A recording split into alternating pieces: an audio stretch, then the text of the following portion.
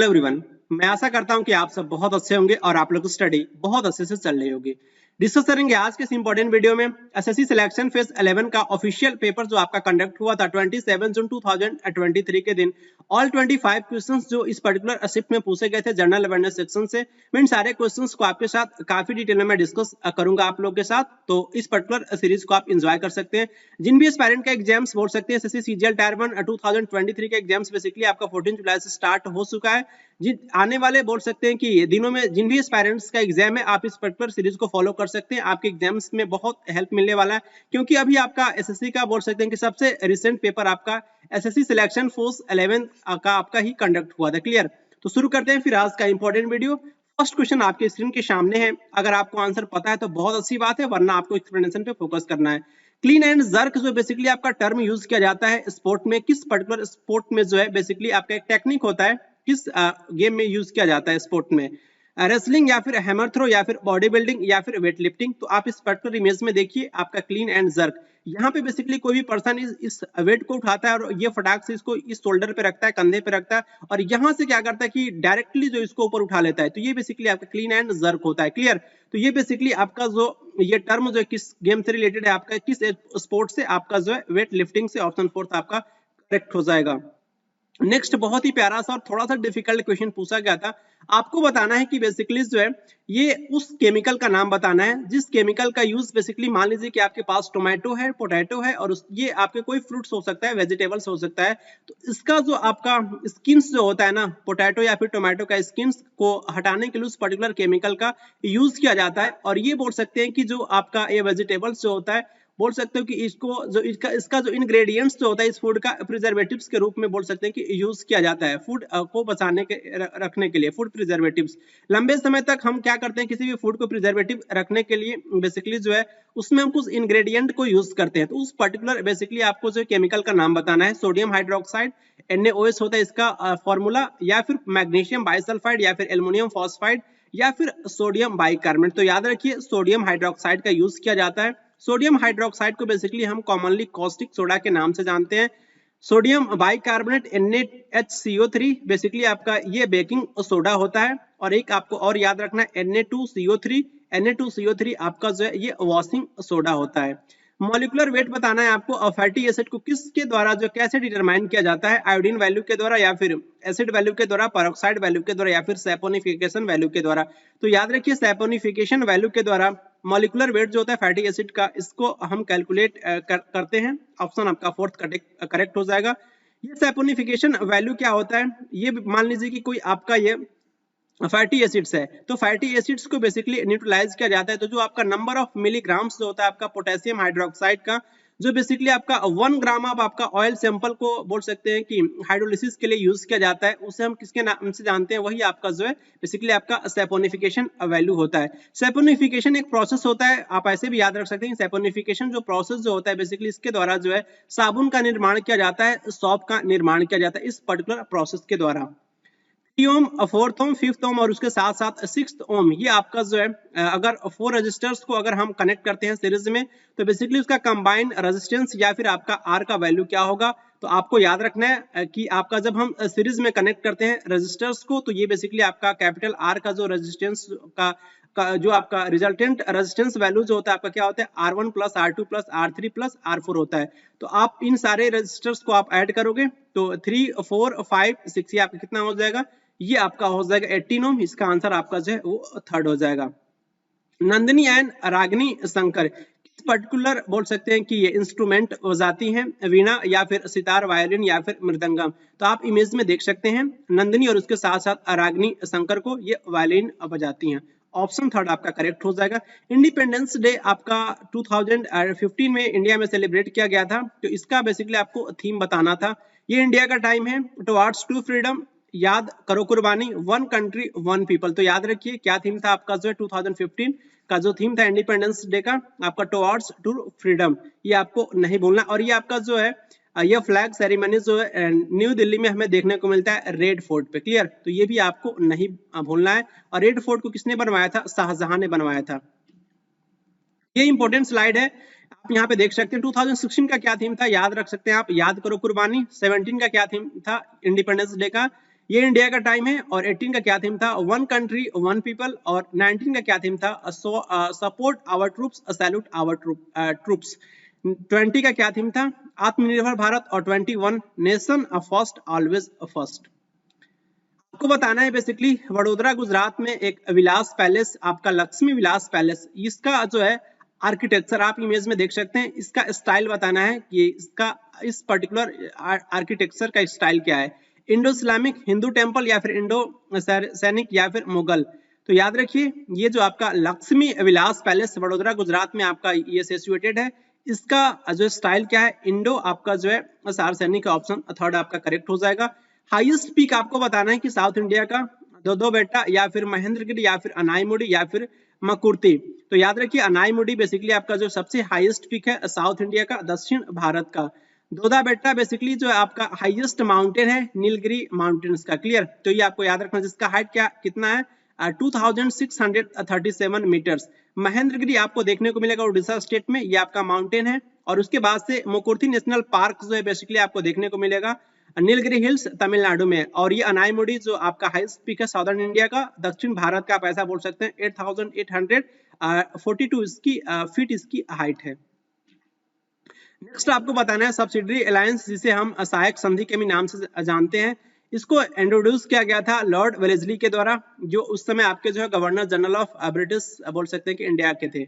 तो आपको बताना है कि अवध को के द्वारा जो है नवाब जो आपके अवध के नवाब इस पर्टिकुलर सब्सिडरी अलायंस को कब एक्सेप्ट किए थे, कब स्वीकार किए थे, किस पर्टिकुलर ईयर में, 1801, 1806, 1796 या फिर 1809 में। तो याद रखिए 1801 में अवध के द्वारा जो आपके नवाब थे अवध के, इनके द्वारा जो है लॉर्ड वेलेस्ली के जो सब्सिडरी अलायंस सहायक संधि को एक्सेप्ट किया गया था। ऑप्शन फर्स्ट आपका करेक्ट हो जाएगा। सबसे पहले आपको याद रखना है HMT फॉर्मूला, जो सब्सिडी अलायंस फ्रिक्वेंटली आपके एग्जाम से पूछा जाता है।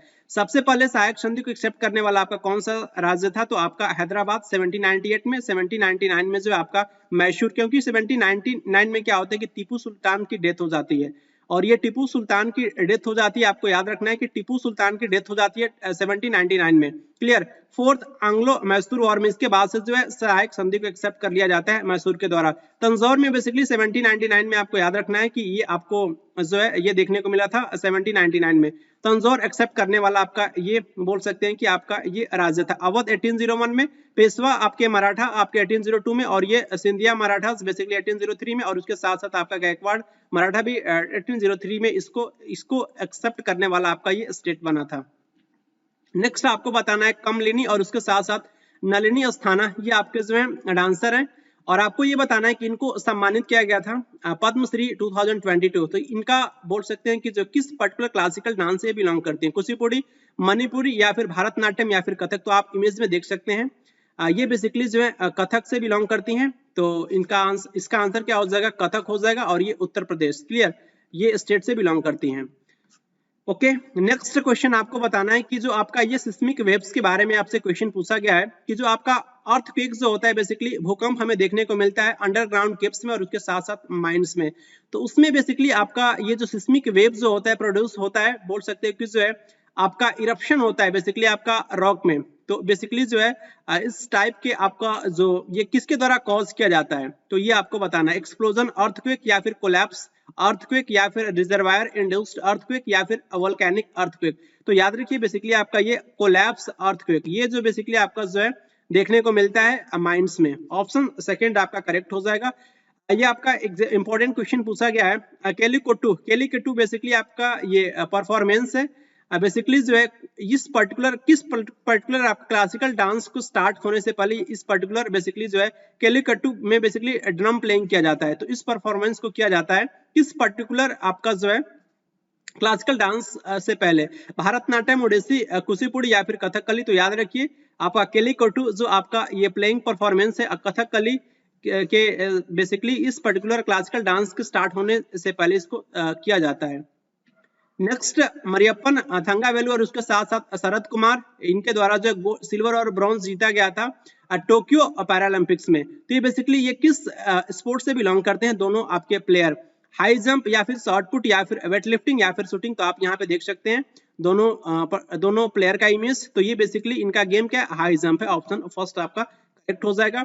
नेक्स्ट आपको बताना है कि किस आर्टिकल में आपका ये मेंशन है जो बेसिकली आपका कोई भी रिलीजियस आपका इंस्टीट्यूशन जो है बेसिकली आपका ये प्रोवाइड कर सकता है कि एनी एजुकेशन इंस्टीट्यूशन जो आपका बोल सकते हैं कि जो आपका कंप्लीटली बोल सकते हैं कि आपका मेंटेन किया जाए, मेंटेन हो सकता है आपका जो आउट ऑफ स्टेट फंड्स। तो आपको बताना है कि इस पर्टिकुलर आर्टिकल्स में आपका ये मेंशन है, ये आपका particular point article 14, article 68, article 54 या फिर आर्टिकल 28, ये पॉइंट आपका मेंशन है आर्टिकल 28 में। आर्टिकल 14 में क्या मेंशन है? आर्टिकल 14 में आपका मेंशन है विलेज पंचायत का संगठन, क्लियर। आर्टिकल 78 में क्या है बेसिकली आपका ये जो वैकेंसी फिल होगी बेसिकली आपका वाइस प्रेसिडेंट का जो आपका इलेक्शन के बारे में जो इसमें आपका जो है वो पॉइंट मेंशन है, क्लियर। आर्टिकल 54 में क्या है कि आपका जो है इलेक्शन ऑफ प्रेसिडेंट, ये आपसे पूछा जाता है, बहुत इंपॉर्टेंट आर्टिकल है ये। आर्टिकल 54 में आपका मेंशन है। आर्टिकल 54 में, आर्टिकल 28 में आप देख सकते हैं इसको, जो अभी मैं आपके साथ जस्ट डिस्कस किया और ये क्वेश्चन में आपसे पूछा भी गया था। नेक्स्ट क्वेश्चन की तरफ मूव करेंगे। चीफ इकोनॉमिक एडवाइजर आपके जो बताने थे आपको जो क्वेश्चन में, गवर्नमेंट ऑफ इंडिया, ये बेसिकली जनवरी 2022 में किनको अपॉइंट किया गया था chief economic adviser? M Jagdish Kumar, Sanjeev Sanyal या फिर अनंता नागेश्वरन या फिर माधवीपुरी। तो याद रखिए वी अनंता नागेश्वरम को जो है नागेश्वरन को बेसिकली जो है चीफ इकोनॉमिक एडवाइजर इनको गवर्नमेंट ऑफ इंडिया के द्वारा अपॉइंट किया गया था जनवरी 2022 में। नेशनल कैपिटल टेरिटरी जो बेसिकली आपका जो है आपको बताना है उस पर्टिकुलर ईयर, किस पर्टिकुलर ईयर में जो है जनरल इलेक्शन हुए थे बेसिकली आपका legislative assembly of the national capital territory first time, पहली बार। तो उस पर्टिकुलर ईयर का नाम बताना है आपको, 1990s में या फिर 1993 में, 1992 में या फिर 1991 में। तो याद रखिए 1993 में आपका ये फर्स्ट टाइम आपका जो है ये इलेक्शन हेल्ड हुआ था। ऑप्शन सेकंड आपका करेक्ट हो जाएगा। 1921 और 1922 1921-22 में बेसिकली आपका ये मालाबार सी कोस्ट में जो है केरल में आपको देखने को मिलेगा। तो बेसिकली यहाँ पे जो है ग्रेट आप बोल सकते हैं कि जो है उथल पुथल देखने को मिला था। किस पर्टिकुलर आपका जो है विद्रोह हुआ था आप ऐसा बोल सकते हैं, मुंडा अपराइजिंग या फिर मोपला अपराइजिंग या फिर संथाल अपराइजिंग या फिर कोल अपराइजिंग। तो क्या हुआ था 1921-22 में आपका हुआ था मालाबार सी कोस्ट में आपका ये मोपला अपराइजिंग। ऑप्शन सेकंड आपका करेक्ट हो जाएगा। उस आपको बताना है कि जो इसमें से कौन सा आपका इंडिकेटर्स है जो बेसिकली आपका ये रिप्रेजेंट करता है पिक्चर आपका ऑक्यूपेशनल स्ट्रक्चर एंड अनएम्प्लॉयमेंट, ये आपका जो है बेरोजगारी इंडिया में, ये लिटरेसी रेट या फिर per capita income, sex ratio या फिर वर्क पार्टिसिपेशन रेट। तो क्या बताता है आपका ये वर्क पार्टिसिपेशन रेट बेसिकली आपका एक इंडिकेटर है जो आपका प्रेजेंट करता है ऑक्यूपेशनल स्ट्रक्चर और उसके साथ साथ बेरोजगारी इंडिया में, क्लियर। इसका आंसर आपका जो है वो फोर्थ हो जाएगा। कर्मयोगी भारत बेसिकली जो है एक बोल सकते हैं कि एक ये आपका डिजिटल एसेट्स और उसके साथ साथ ये प्लेटफॉर्म है, आप बोल सकते हैं कि जो है किसको ऑनलाइन ट्रेनिंग के लिए, सिविल सर्वेंट्स या फिर डिफेंस पर्सनल या फिर सोशल एक्टिविस्ट्स या फिर एकेडमिशियंस। तो याद रखिए इसका आंसर क्या होगा, ये बेसिकली आपका कर्मयोगी भारत बेसिकली एक प्रकार का जो है डिजिटल एसेट्स एंड प्लेटफॉर्म है, बोल सकते हैं कि ऑनलाइन ट्रेनिंग दी जाती है सिविल सर्वेंट्स को। ऑप्शन फर्स्ट आपका करेक्ट हो जाएगा। सुटेबल बॉय बेसिकली जो है आपको बताना है किस लॉन्गेस्ट नोवेल के राइटर कौन है, तो किसके द्वारा लिखा गया आप इमेज में देख भी सकते हैं, विक्रम सेठ के द्वारा। गुप्त एरा को स्टार्ट करने का क्रेडिट किसे जाता है, समुद्रगुप्त, चंद्रगुप्त सेकंड, कुमारगुप्त या फिर चंद्रगुप्त फर्स्ट। तो याद रखिए श्रेय किसको जाता है, चंद्रगुप्त फर्स्ट को। चंद्रगुप्त फर्स्ट के लड़के का क्या नाम था, समुद्रगुप्त, और समुद्रगुप्त के लड़के कौन थे आपके, चंद्रगुप्त सेकंड। और कुमारगुप्त के समय बेसिकली हुणों का आक्रमण हुआ था पहली बार, और ये बोल सकते हैं कि जो आपका बिहार में देखने को मिलता है नालंदा विश्वविद्यालय, तो ये बेसिकली इसके फाउंडर माने जाते हैं कुमारगुप्त। नेक्स्ट क्वेश्चन आपसे पूछा गया था रोहन बोपन्ना और उसके साथ साथ राम कुमार रामनाथन, इनको डायरेक्टली एंट्री बोल सकते हैं कि डायरेक्ट ये इनकी एंट्री मिल चुकी है, मिला था बेसिकली जो है किस पर्टिकुलर गेम में, जो आपका स्टार्ट हुआ था ये पर्टिकुलर गेम आपका जो है जनवरी 2022 में, कतर एक्सोन आपका मोबाइल ओपन या फिर Dubai duty free tennis championships या फिर बीएनपी पेरिबस ओपन या फिर टाटा ओपन महाराष्ट्र। तो बेसिकली इनको एंट्री मिली थी टाटा ओपन महाराष्ट्र गेम में, आप यहाँ पे इमेज में देख सकते हैं इन दोनों ही प्लेयर को।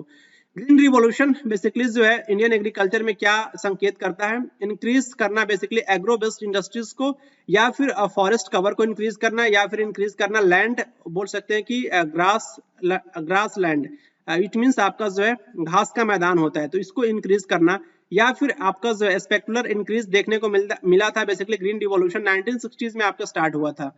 प्रोडक्शन ऑफ फूड ग्रेन्स, तो इसका आंसर क्या हो जाएगा? ग्रीन रिवॉल्यूशन में आपका दो क्रॉप को बेसिकली जो है प्रोडक्शन में फोकस किया गया था, व्हीट और उसके साथ साथ जो है राइस, गेहूं और चावल, आप ऐसा बोल सकते हैं। आपके ग्रीन रिवॉल्यूशन के फादर कौन माने जाते हैं? वर्ल्ड लेवल पे आपके नॉर्मन बोरलॉग है, और उसके बाद से इंडिया में जो है आपके father of green revolution doctor Swaminathan को, MS स्वामीनाथन को माना जाता है। ओके, मार्जिनल आपके वर्कर्स जो होते हैं, बोल सकते हैं किनको कहा जाता है, उनको आप कैसे डिफाइन कर सकते हो? स्टैंडर्ड सेंसस आपका इंडिया के अकॉर्डिंग आपको डिफाइन करना है। एक ऐसा पर्सन जो आपका ये 100 दिन से कम आपका काम करता है एक साल में, एक ऐसा पर्सन जो आपका 200 दिन काम करता है एक साल में, उससे कम 200 दिन कम आपका काम करता है एक साल में, एक ऐसा पर्सन जो आपका 183 डेज बोल सकते हैं कि एक साल में जो है 183 दिन से कम काम करता है, या फिर एक ऐसा पर्सन जो आपका 150 दिन से कम काम करता है एक ईयर्स में, तो आप उनको डिफाइन कर सकते हो मार्जिनल वर्कर्स। इसका आंसर क्या हो जाएगा? एक ऐसा पर्सन जो बेसिकली आपका 183 दिन से एक साल में कम काम करता है, इट मीन्स आपका 365 दिन होते हैं आपके जो है नॉर्मल ईयर में, तो इसमें बेसिकली अगर वो 183 डेज से कम अगर काम करता है तो उसको आप किसमें कैटेगराइज कर सकते हो? मार्जिनल वर्कर की कैटेगरी में। ऑप्शन थर्ड आपका करेक्ट हो जाएगा। लास्ट शिफ्ट, इस पर्टिकुलर शिफ्ट का क्वेश्चन पूछा गया था। बुलंद दरवाजा फतेहपुर सीकरी में आपका सिचुएटेड है, इसको किसने बनवाया था? अकबर ने बनवाया था। तो आपको बताना है कि ये आपका जो है किस मॉस्क्यू का आपका ये गेटवे है, आपको बताना है। मोती मस्जिद, जामा मस्जिद, या फिर 2.5 दिन का झोपड़ा, या फिर जमाली कमाली। तो यहाँ पे आप देख सकते हैं बुलंद दरवाजा। बुलंद दरवाजा का जो बेसिकली फतेहपुर सीकरी में आपको देखने को मिलेगा, और ये बेसिकली आपका जो है इसका गेटवे जो है बेसिकली आपका जामा मस्जिद से आपका रिलेटेड है, तो इसका आंसर आपका सेकंड हो जाएगा। इसी के साथ आपका ये सेट नंबर सेकंड आपका कंप्लीट होता है, जो आपके एग्जाम्स में पूछे गए थे, जो भी 25 क्वेश्चंस इस particular exam SSC selection phase post आपका जो है 11।